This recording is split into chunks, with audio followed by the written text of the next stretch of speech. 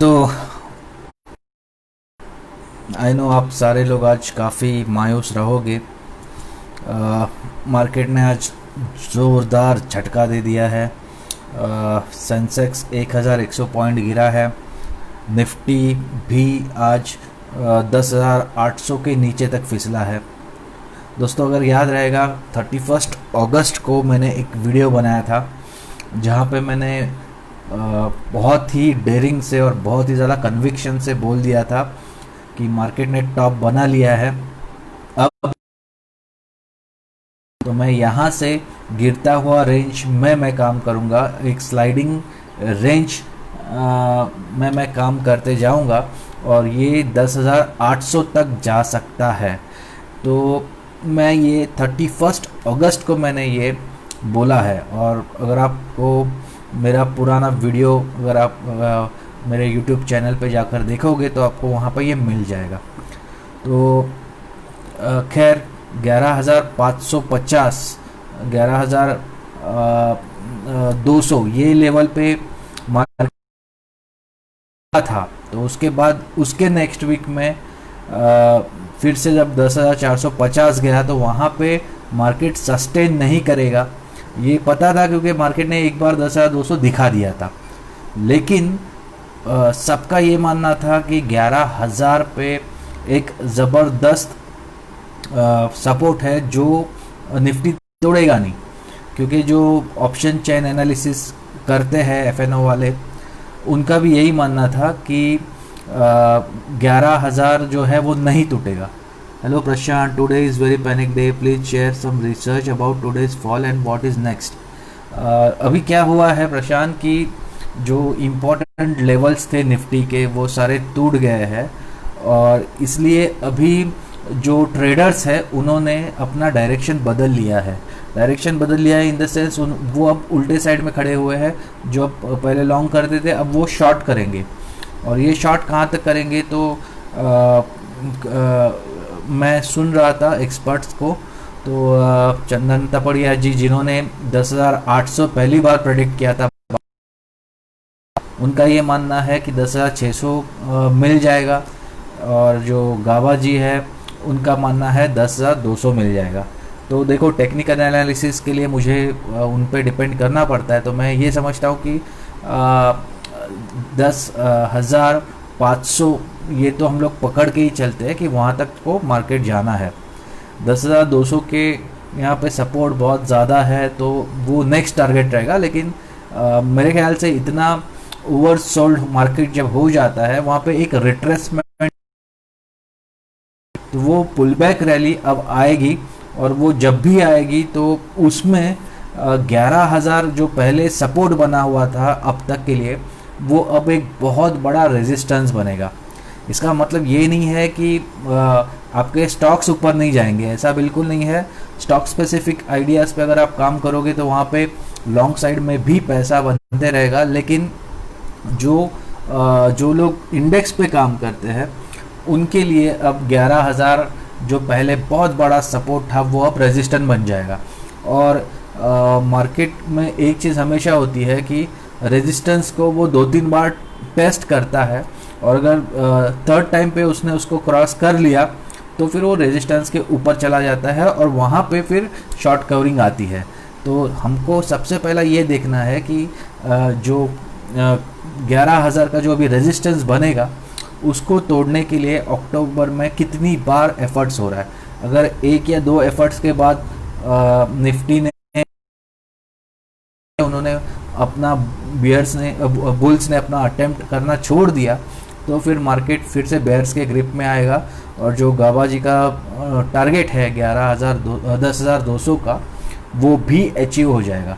लेकिन आपको ये समझना है कि हम लोग बेयरली 11,800 को टच करके हम नीचे आए, मतलब कुछ 4-5 पॉइंट से बचा था जहाँ तक मेरी याददाश्त है। तो 11,795 पकड़ लो, चलो 11,795 से आज का 10,795, तो ये पूरा 1,000 पॉइंट निफ्टी में करेक्ट हुआ है। तो निफ्टी में 1,000 पॉइंट करेक्ट होना मतलब बहुत बड़ा हमको फॉल दिखता है। लेकिन अगर आप मार्च से देखोगे तो 4000 पॉइंट ऊपर जाने के बाद करेक्शन हुआ है। तो उस हिसाब से ये जो करेक्शन है हेल्दी करेक्शन है, इसमें डरने जैसी कोई बात नहीं है।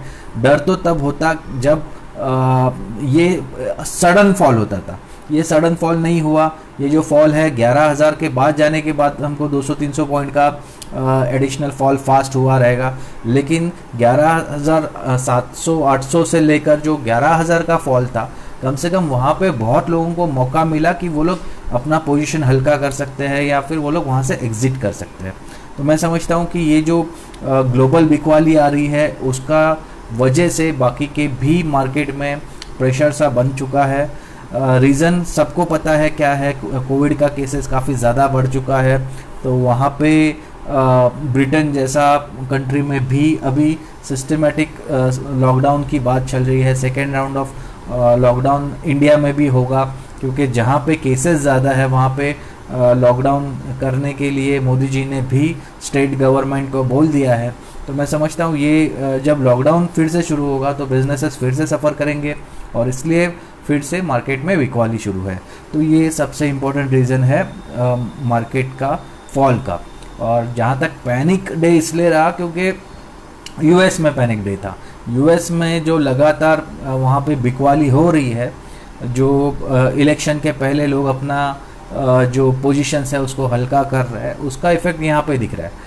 इलेक्शन के पहले वहाँ पे काफ़ी ज़्यादा बाइंग हुई थी रॉबिनहुड इन्वेस्टर्स द्वारा, और जो नए इन्वेस्टर्स हैं जिनको काफ़ी लिक्विडिटी मिल गई, सरकार ने काफ़ी, वहाँ के फेड ने बहुत सारा पैसा छापा और बहुत ज़ीरो इंटरेस्ट रेट पे वहाँ पे लेंडिंग चल रही है। तो उसका फ़ायदा था कि हर कोई इक्विटी में आ रहा था और काफ़ी औने पौने दाम पे शेयर्स खरीदे जा रहे थे।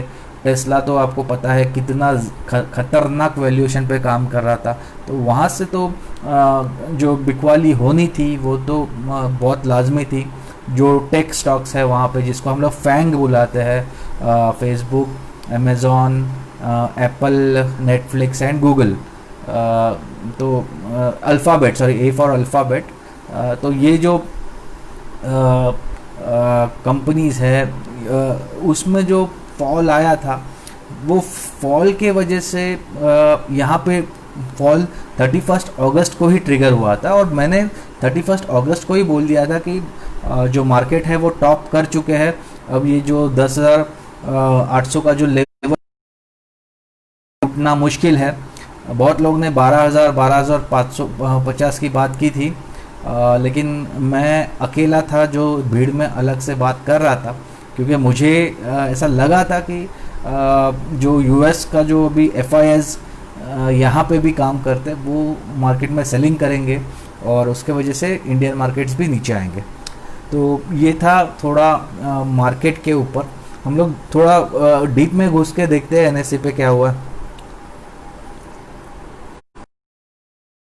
ओके, तो निफ्टी में आज देखोगे तो ओपनिंग हुई है 11,000 के ऊपर, 11,011 पे, और हाई है 11,000। बताता हूँ कि जब अपना जो ओपनिंग है और हाई है वो एक ही हो या लगभग सेम हो तो उस दिन बहुत बेरिश बड़ी कैंडल बन जाती है। और आज वही हुआ है कि मार्केट में काफ़ी एक लंबी चौड़ी एक है, बहुत बेरिश थी और 10,790 तक मार्केट जाके आया है और 10,805 पे वो क्लोज हुआ है। तो आज का जो गेनर्स एंड लूजर्स लिस्ट में हम लोग देखेंगे, इंफ्राटेल है जो आज गेनर था 171.70 पे, जी एंटरटेनमेंट है 193 पे, HUL है 2057 पे। और इसमें से अगर आप देखोगे तो पहली बार ऐसा है कि निफ्टी 50 में सिर्फ 3 ही यहाँ पे आज विनर है, बाकी सारे के सारे लूजर्स है। 47 स्टॉक्स आज रेड में बंद हुए हैं, 3 ही यहाँ पे पॉजिटिवली बंद हुए हैं। जी में ऑब्वियसली कल 8% का जो गिरावट था वो क्यों था मैंने आपको एक्सप्लेन किया कि कोटक सिक्योरिटी का उस पर रिपोर्ट आया है और उन्होंने टारगेट उसके कम किए हैं, क्योंकि उनको लगता है कि ये जो OTT प्लेटफॉर्म जी का चलता है उसमें इतना दम नहीं है। तो वहाँ जो कल बिकवाली हुई तो आज थोड़ी बहुत उसमें मुनाफा सॉरी बाइंग हुई है, और उसको सिर्फ 0.89% पर लाके रखा है। इंफ्राटेल वोडाफोन बहुत ज़्यादा करेक्ट हुआ था, तो लोगों ने आज आपने देखा रहेगा 9 रुपये का भी नीचे गया था। तो जो लोग वोडाफोन में डायरेक्टली नहीं काम करते वो लोग इंफ्राटेल खरीद लेते हैं, तो उन्होंने वहाँ पे बाइंग की और 171 तक वो आके बंद हुआ है 2.85% पे। और हिंदुस्तान लीवर हमने इसको अक्टूबर सीरीज़ के लिए उस समय पे पकड़ा है जब किसी का इस पे ध्यान नहीं था। 1026 पे मैंने इस पे बाइंग का रिकमेंडेशन दिया था, और वहाँ से आप देखोगे 2079 को जब जाके आया है। मैंने उसको 70 के ऊपर भी आज देखा था, तो क्लोजिंग उसका 2057 पे हुआ है। और बहुत लोगों ने इसको अक्टूबर सीरीज़ के लिए बताया है। इंडसइंड बैंक है जो लूज़र में सबसे ज़्यादा 7.45% पे है। सो मैं समझता हूँ जब ये कंटिन्यूसली करेक्ट हो रहा है, 600 के ऊपर था, 488 पे है, तो ये जो इसमें फॉल है वो काफ़ी लोगों को लेकर डूबा है, क्योंकि मैं जानता हूँ इसमें बहुत लोग हमेशा काम करते हैं। टाटा मोटर्स है जो 6% से ज़्यादा नीचे है, 122 पे बंद हुआ है। ये लास्ट सीरीज़ में काफ़ी चला था, तो वहाँ पे प्रॉफिट बुकिंग हुई है। बजाज फाइनेंस, मैंने एक चीज़ बोली थी कि फाइनेंशियल से दूर रहो, अवॉइड फाइनेंशियल। बजाज फाइनेंस उसमें ही आता है। आप देख रहे हो 6.5% वो नीचे है, 3030 पे बंद हुआ है। ग्रासीन 6% नीचे है 677 पे, और TCS 5.45 पे, तो 2332। इसमें का जो कल पहली बार जब बिकवाली ट्रिगर हुआ था वो तो जो पल्लोन जी का ग्रुप है, शाहपुर जी पल्लोन जी, उसने यहाँ से एग्जिट लेने का जो इच्छा जताई है उसके वजह से हुआ था। लेकिन आपको याद रहेगा 2 दिन पहले मैंने इंस्टाग्राम बोली थी कि सितंबर सीरीज में आईटी हमने काफ़ी नीचे पकड़ा था, वहाँ से आईटी काफ़ी चला था। मुझे अभी भी याद है 2275 पे मैंने इसको रिकमेंड किया था TCS को, जो 2500 तक ये सीरीज़ में जाग के आया है। इन्फोसिस को भी मैंने काफ़ी नीचे 890 के आसपास कुछ बोला था, वो 1000 के ऊपर चला गया था। HCL टेक को मैंने 690 पे बोला था, वो भी कैसे 800 के ऊपर था। तो हमने TCS हो, HCL टेक हो, इन्फोसिस हो, सारे आईटी स्टॉक्स हमने राइट टाइम पे पकड़े थे। उसमें हमने ये सीरीज़ में मुनाफा भी कमा लिया। और मैंने 2 दिन पहले ही बोला कि अब बस हुआ, आईटी स्टॉक्स को बेचना शुरू कर दो, क्योंकि हर सीरीज़ में सेक्टर रोटेशन होते ही रहता है। तो ये सीरीज़ में जब दूसरा कोई सेक्टर चलेगा तो ये जो सेक्टर आईटी और फार्मा जो है उसमें बिकवाली आएगी। अब मैं इस पे अभी भी बुलिश इसलिए हूँ क्योंकि दूसरा कुछ अभी थीम नहीं है जिसके ऊपर हम लोग काम कर सकते हैं। ये डिफेंसिव सेक्टर है। अगर सपोज निफ्टी सच में 10,200 तक जाता है तो हम क्या खरीदेंगे? हम फिर वही खरीदेंगे जो पैंडेमिक के लिए खरीदा जाना चाहिए। वो क्या है? तो पहला चीज़ तो फार्मा है, क्योंकि जब तक वैक्सीन नहीं आएगी तब तक एंटीबायोटिक्स और जो इम्यूनिटी बूस्टर है वो सब लोग खरीदते रहेंगे। उसके ट्रीटमेंट को जो सिम्टम्स है उसको ट्रीटमेंट किया जाएगा, तो फार्मा सेक्टर के स्टॉक्स चलते जाएंगे, क्योंकि जब तक वर्क चलेगा, जब तक कंपनीज उनका आईटी का स्ट्रक्चर बनाते रहेगी, तो आईटी से बेहतर तो कोई यहाँ पे दूसरा स्टॉक सेक्टर है ही नहीं। तो ये जो 2 सेक्टर्स है, इसका जो कंपनीज है वो काफ़ी अच्छा चला है सितंबर में। तो मैं समझता हूँ कि और 2-4 दिन हमको देखना है कि ये कहाँ तक करेक्ट होते हैं, उसके बाद हमको एक फिर से मौका मिलेगा। जब मार्केट नीचे आएगा हमको रहना तो इन्हीं सेक्टर में है, ठीक है। तो शाहपुर जी पल्लोन जी का आप सबको पता है क्या हुआ था। साइरस मिस्त्री ने 2016 की बात है शायद, तो वो जब टीसीएस के हेड थे, चला रहे थे एज अ सीईओ, तो वहाँ पे टाटा डोकोमो ने टाटा का जो डोकोमो के साथ टाई अप था, डोकोमो ने डिसाइड किया था कि अब यहाँ पे बहुत प्री एग्जिस्टिंग जो अमाउंट है वो लेकर, उतना स्टेक लेकर वो यहाँ वहाँ से एग्जिट करना चाहते थे, लेकिन साइरस मिस्त्री वो देने रेडी नहीं था, और इसीलिए डोकोमो ने रतन टाटा और टाटा सन्स के अगेंस्ट केस डाल दी थी, और वो रतन टाटा को काफ़ी बुरा लगा था। और रतन टाटा बीइंग हाईली मतलब बहुत ही जेन्युइन एंड हाई इंटीग्रिटी वाला हमारे यहाँ का इंडिया का सबसे बड़ा रतन है, he is the gem of India. So उन्होंने डिसाइड किया कि ये गलत है, और तड़का फड़की उन्होंने साइरस मिस्त्री को पोजीशन से निकाल दिया, और जैसे ही नया सीईओ अपॉइंट किया उनको डोकोमो को पूरा एग्जिट उन्होंने जो भी अमाउंट है वो प्री डिसाइडेड वो देके वहाँ से बाय बाय कर दिया। तो तब से लेकर साइरस मिस्त्री का जो फैमिली है और टाटा सन्स, इन दोनों में टकराव था, और जितना भी उनका स्टेक इसमें है वो लेकर वो अभी जाना चाहते हैं। तो टाटा जी ने बोला है कि ठीक है, हम लोग बाय कर लेंगे, जितना भी स्टेक है आपका, आप जा सकते हो। तो इसलिए टीसीएस में ये सेंटिमेंटली ये निगेटिव है, लेकिन लॉन्ग टर्म के लिए अच्छा है, तो इसलिए थोड़ा इसमें गिरावट आया है। और उनका जिसमें यहाँ पे उनको देना था स्टर्लिंग एंड विल्सन कंपनी, वहाँ पे फिर 2 दिन से आप देखोगे तो अच्छी खासी वहाँ पे बाइंग हो रही है। तो आज तो खैर सारे स्टॉक्स नीचे थे, लेकिन कल उसमें अच्छी खासी बाइंग हुई थी।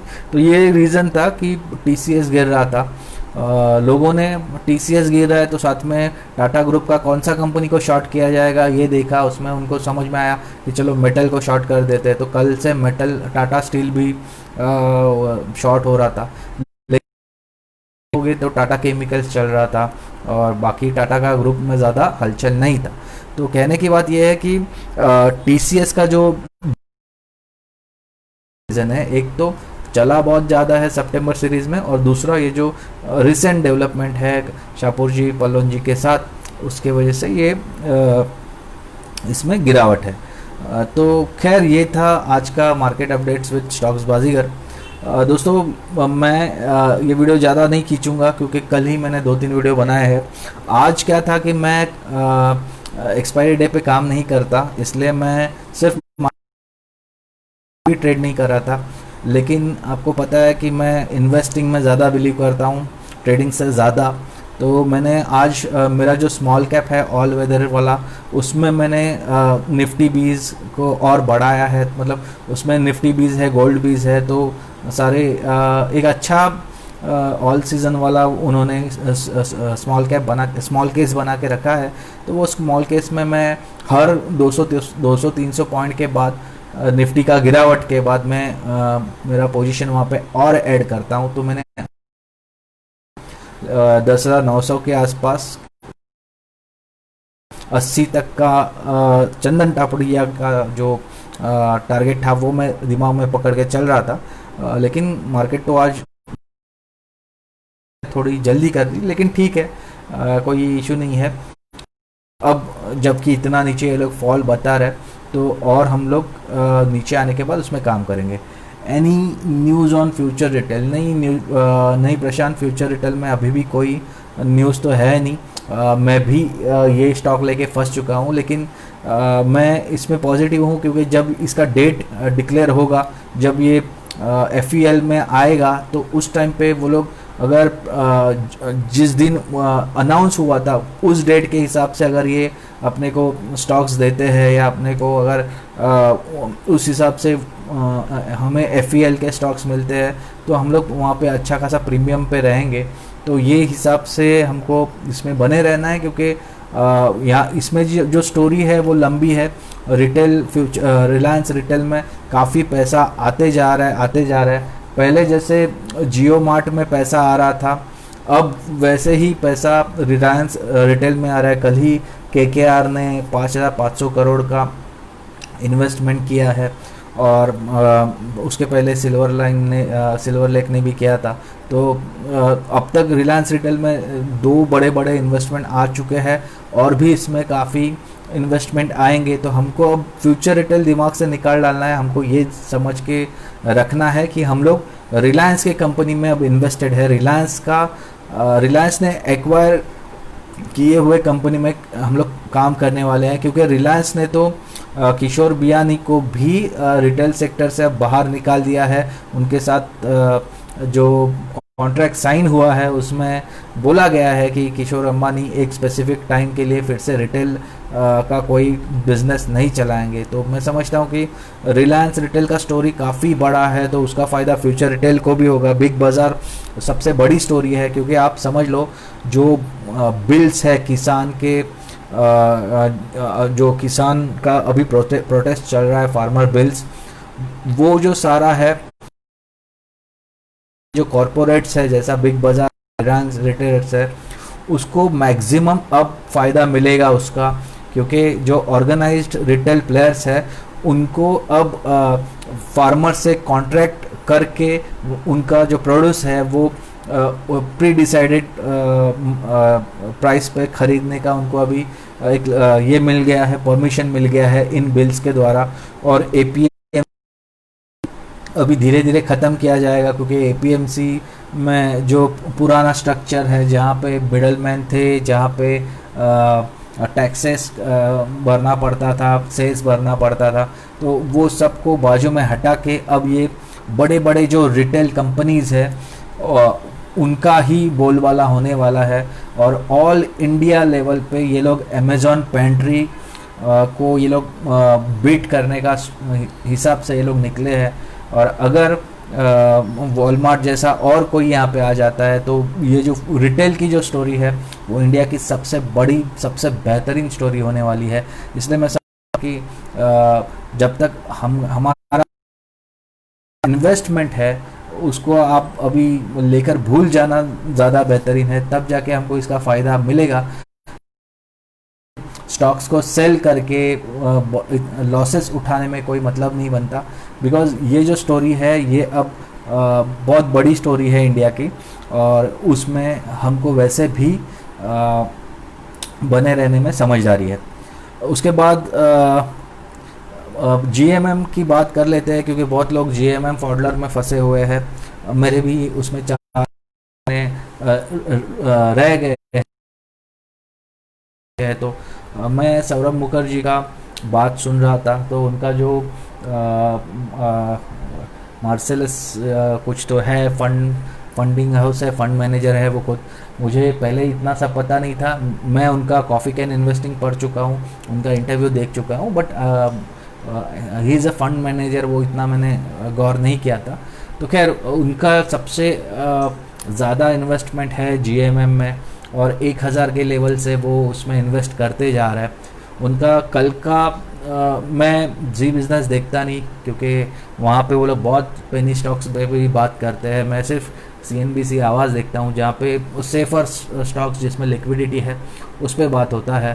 तो कल इंटरव्यू लिया था 3:30 के आसपास अनिल सिंघवी जी ने, और उसमें सौरभ मुखर्जी का जो बॉडी लैंग्वेज था उसमें से ये मुझे समझ में आ रहा था, कम्प्लीटली पिस्ड ऑफ। बहुत लोग उसको पूछ रहे थे कि क्या भाई बता दे अभी, बहुत लोग ट्रोल कर रहे थे कि ये तुम मतलब इसमें इतना सारा इन्वेस्टमेंट करा के रखा है, हमारा क्लाइंट्स का प्रेशर था। तो ये सब मार्केट में होते रहता है, और उसके वजह से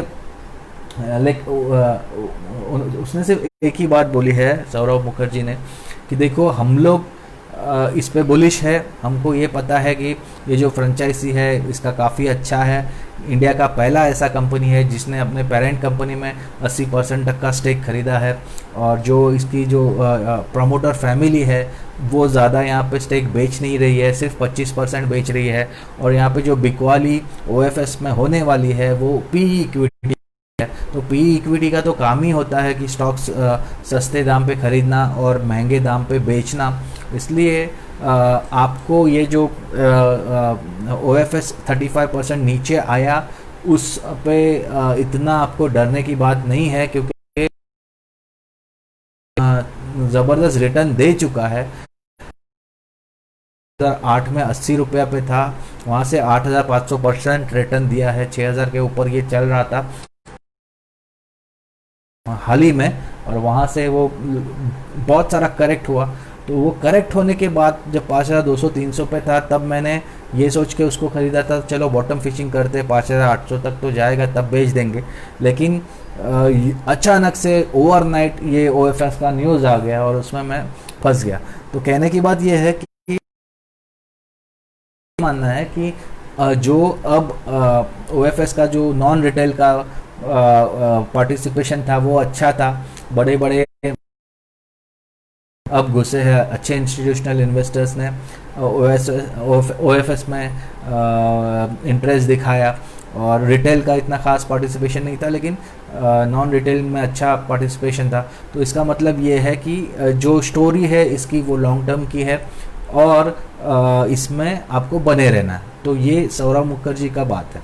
मेरा इस पे व्यू ये है कि देखो, कोई भी जब कंपनी का प्रमोटर ऐसी कुछ चीज़ें करता है, उस समय क्या होता है कि लोग जो इसमें इन्वेस्टर्स हैं उनका जो भरोसा है वो हिल जाता है, और उसके वजह से यहाँ पे जब भी ये अभी 2-3 दिन इसमें सर्किट लगा, पहला दिन 10%, दूसरा दिन 10%, तीसरा दिन 5%, तो 25% गिरने के बाद अब तक सर्किट खुल नहीं रहा है, तो लोग यहाँ पे बेच नहीं पा रहे।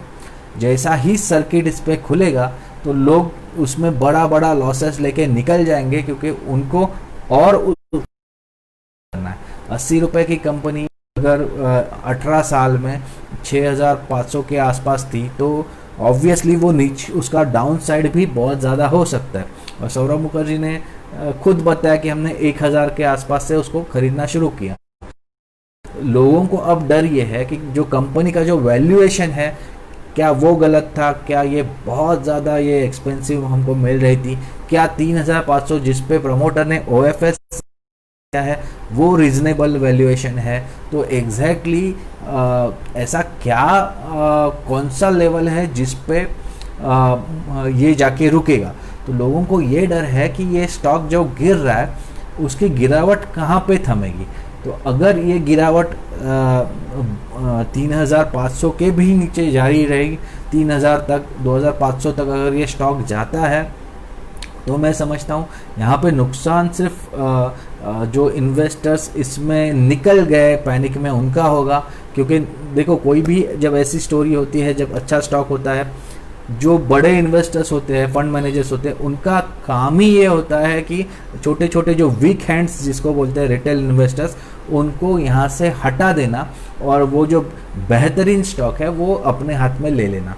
तो इसीलिए मैं हमेशा बोलता हूँ कि इक्विटी सबसे बेहतरीन, सबसे अच्छा एसेट क्लास है। पैनिक में कभी आप इक्विटीज़ को सेल मत करो, क्योंकि जो बड़े लोग हैं, जो बड़ा फिश है, वो चाहता ही है कि आप सस्ते में यहाँ से निकल जाओ और उनको वो मिले।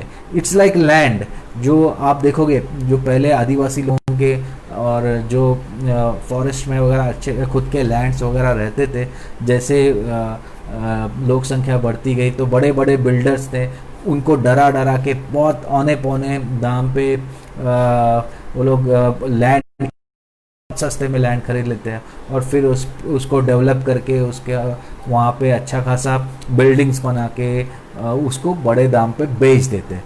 तो इक्विटीज़ का भी वही हिसाब है कि जब आप अपने हाथ में आई हुई एक अच्छी कंपनी का जो स्टॉक अगर आप सस्ते में निकल जाते हो, वो भी लॉस करके निकल जाते हो, उसके बाद वो लोग खरीद लेते हैं, और फिर वो लोग अच्छा खासा एप्रिसिएशन मिलने के बाद वो लोग वो चीज़ आपको ही बेचते हैं। क्योंकि होती है वो जब स्टॉक चलते रहता है वो मोमेंटम को चेस करता है और वो स्टॉक को हायर लेवल पे कर लेता है, जबकि स्टॉक जब करेक्ट होता है, जब वो पैनिक सिचुएशन में होता है, उस समय उसको बाय करना चाहिए।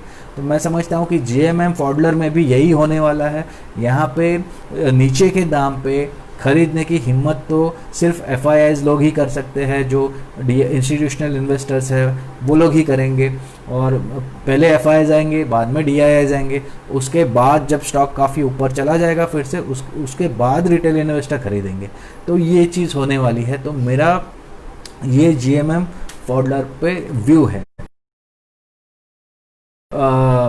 स्टॉक पड़ा है तो हो सकता है कि आपको मेरा व्यूज़ बायस्ड लगे, तो कि जो भी आपका फाइनेंशियल एडवाइज़र है उससे आप बात करें और डिसाइड करें कि जीएमएम फॉडलर में करना क्या है, क्योंकि यहाँ पे फंडामेंटल्स का कोई इशू नहीं, अभी इशू एक ही रह गया है कि कौन सा उसका वैल्यूएशन राइट है और उस ऊपर कितना प्रीमियम उसको आगे चल के मिल सकता है, क्योंकि उसके ऊपर ही डिसाइड होगा कि कौन से प्राइस पे इसमें से आपको एग्जिट मिलेगी। तो ये था थोड़ा सा डिस्कशन जीएमएम फॉडलर पे। तो अक्टूबर सीरीज शुरू होने, अक्टूबर सीरीज के बारे में थोड़ा बात करूँगा। मार्केट में जो वीकनेस है कि कभी भी गिरावट हो वो सेक्युलर नहीं होती, एक साइड नहीं होगी। जितनी गिरावट होनी थी हो गई, थोड़ा अब पुल बैक ज़रूरी है, तो पुल बैक के लिए खेले।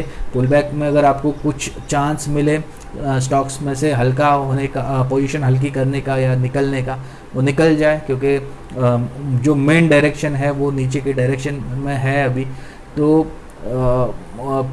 ऐसा ना हो जाए कि आप पुल बैक में आप और कैश डाल रहे हो और पैसा लटका रहे हो और फिर वो नीचे जा रहा है आपका पैसा डुबो के, तो वो नहीं होना चाहिए।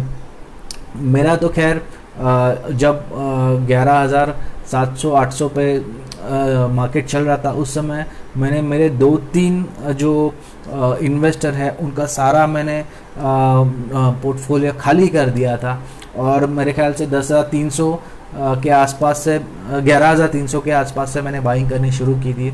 इसीलिए आप देखोगे कि आज भी मेरा काम चल रहा है। अगर मैं उसी समय सब पैसे लगा के छोड़ देता था तो आज मेरे पास लगाने के लिए कैश नहीं होता था।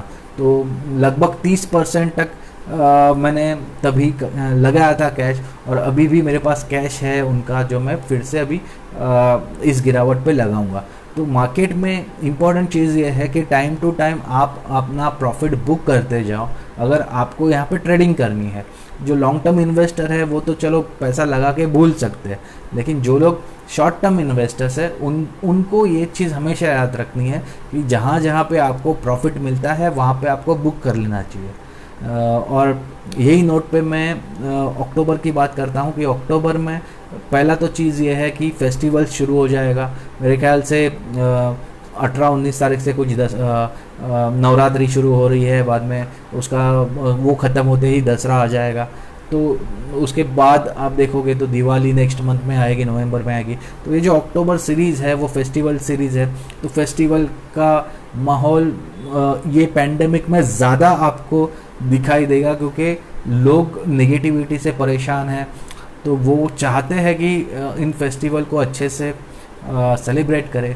तो भले ही लोग घर पे हैं लेकिन वो लोग कपड़ा ज़रूर खरीदेंगे, तो वो लोग शूज़ खरीदेंगे, वॉचेस खरीदेंगे, ज्वेलरीज खरीदेंगे। तो जो भी उससे रिलेटेड कंपनीज़ हैं, मैं टेलीग्राम ग्रुप पे आज ही डिस्कस कर रहा था कि बाटा को देखो, टाइटन को देखो, उसके बाद ट्रेंट को देखो, एशियन पेंट्स को देखो, क्योंकि बहुत लोग होते हैं जो घर का जो कलर वगैरह निकालते हैं।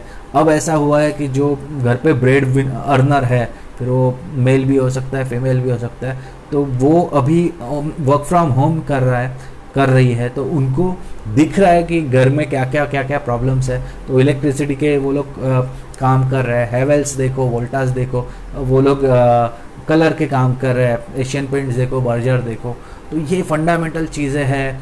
अक्टूबर हिट के हिसाब से हम लोग पहले सोच रहे थे, लेकिन अक्टूबर में सितंबर एंड में ऐसी बारिश से हम लोग या बाकी सारी जो हम लोग पहले सोचते थे वो मेरे ख्याल से अब सोचने में कोई पॉइंट नहीं बनता।